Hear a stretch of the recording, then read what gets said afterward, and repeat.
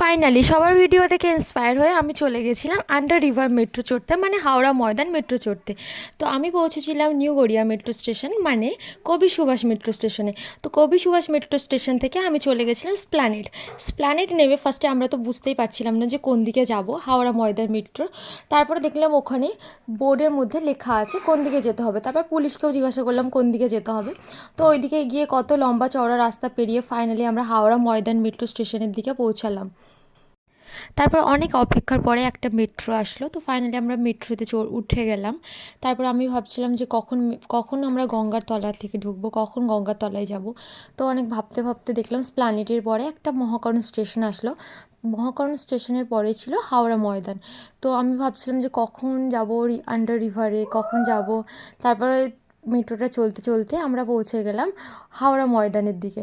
তারপরে দেখলাম যে একটা ব্লু কালারের লাইট জ্বলছে, তো আমি ভাবলাম যে ব্লু কালারের লাইট জ্বলছে মানে এটাই হয়তো আন্ডার রিভার মেট্রো।